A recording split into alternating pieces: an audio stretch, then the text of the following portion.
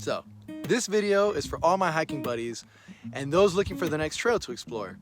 This past weekend I had the opportunity to go on one of the best hikes of my life. Now I've been on plenty of hikes, but this would be my first official hike above 14,000 feet, or 14er. The mountain is called Mount Sneffles, a name reminding me more of a cute teddy bear instead of the grueling giant rock it actually is. Mount Sneffles was named after the volcano Snæfell, which is located in the tip of the Snæfellsnes Peninsula of Iceland. That mountain and its glacier, Snæfellsjökull, were actually featured in the Jules Verne novel, Journey to the Center of the Earth. And Mount Sneffles reminded people of it, and so way back in 1906, the US Geological Survey named it that. And yeah, so today, it's an area that's visited by a lot of hikers and mountaineers worldwide. Not only for the mountain, but the absolutely beautiful nature surrounding it, which you're about to see. But first, I want to point out that this hike was done with preparation and safety in mind. Ideally, we would have liked to do this hike in a single day, but the weather forecast for the morning was looking really grim. So we decided to split the hike into 2 days and start in the afternoon and then camp for the night and then finish the following day. So for that, we needed gear. And boy, did we have it. So essential gear includes a backpack, water, a means to purify water, and food. Really, those are the obvious essentials. Anything past that, you need to start weighing the pros and cons of whatever else you want to carry, because you will have to carry it. The general rule of thumb is to carry no more than 20% of your weight. So me weighing about 180 pounds, that's 35 pounds to carry. So for this hike, we also brought our tents, some cooking gear, hiking poles, flashlights, helmets, a knife to fight off a bear, or actual bear spray. Sorry, bears. And all in all, my bag weighed about 30 pounds, so I was good to go, and we were ready to hike, so we took off. And about this hike would be done with my buddy Jared, who he and I have been on more adventures than any one life or friendship deserves, and his buddy Pranav, who I had the pleasure of getting to know on this hike. So we hit the road, and as we approached the mountain, we can clearly see that the weather reports were right. Stormy weather was hitting the mountain in the morning. But we were prepared with our waterproof, state-of-the-art poncho. So with that, we got to hiking. Right away, we were met with stunning views of the Valley Trail. Tall trees and low rivers.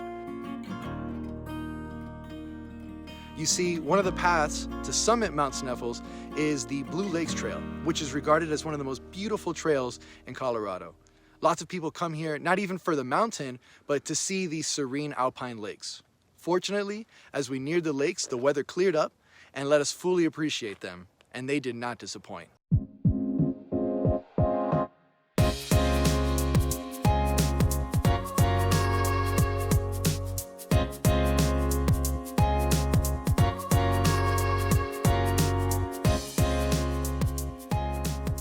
I gotta admit, this blew away my expectations. The lake was stunning, and the flowers, wow.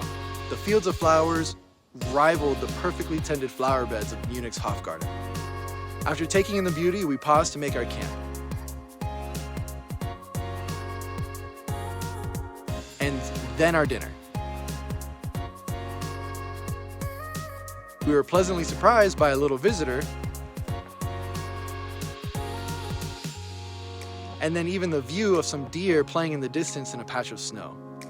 We called it a night and slept terribly on the lumpy ground, but that didn't matter because the next morning we got our bags ready with water and got to hiking again, this time to the peak. This final stretch features more beautiful alpine lakes, about 1 million switchbacks, and rock features that remind me of the land of Mordor. But alas, we made it to the top of the Blue Lake Pass and got ready for the most technical and dangerous part of the hike. Now, a brief lesson: when it comes to hiking and climbing, there are classes that categorize the difficulty of a climb. So class 1 is easy hiking, just any good trail. Class 2 is more difficult and maybe a little bit off trail. You might have to occasionally put your hands down to keep balance. But yeah, class 2 includes a wide range of hikes and routes. Might have a little bit of exposure, but chances are if you've done hiking before, it's probably class 2. Class 3 is scrambling. And so here you definitely have to use your hands most of the time to hold onto the terrain. This might be caused by a combination of steepness and extreme terrain, such as large rocks or snow. Next up is class 4, and this is like the highest part of scrambling. You need a rope sometimes. You're definitely going to be using your hands the entire time. It's often very steep and very dangerous. And then lastly is class 5, and this is just straight up technical climbing. This involves rope and belaying, and in the 1950s, a portion of this ranking system ended up having a decimal place with extra numbers afterwards. So like 510, 511, I think it's from 1 to 14. They can also include letters even after the numbers, which was recently added. So anyways, that's it for the lesson. Back to our hike. Mount Sneffles is a class 3 hike, meaning that for the rest of the hike, we'd be using our hands to keep balance and not fall. And in some cases, over some deadly heights. In fact, unfortunately, 2 weeks earlier, another hiker who was only 28 years old fell and died on this section. So with that, we proceeded with an abundance of caution. So sure enough, this was the most dangerous section, requiring us to basically climb rocks with our hands and feet. And on either side, there's a pretty steep drop every now and then. But there were some moments where we considered turning back, but thankfully a few other hikers came by and showed us the way and gave us some extra much needed courage to continue.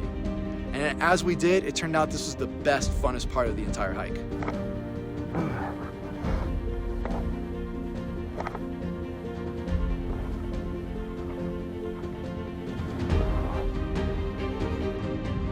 I can't believe I'm doing this. Either side is just like a sheer drop. Right on the very top of the back of this mountain.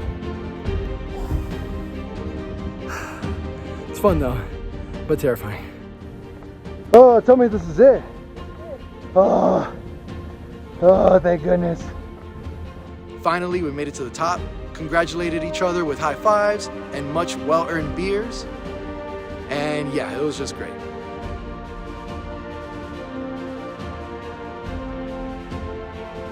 But the best part has to be enjoying those spectacular views with the amazing people that you got there with.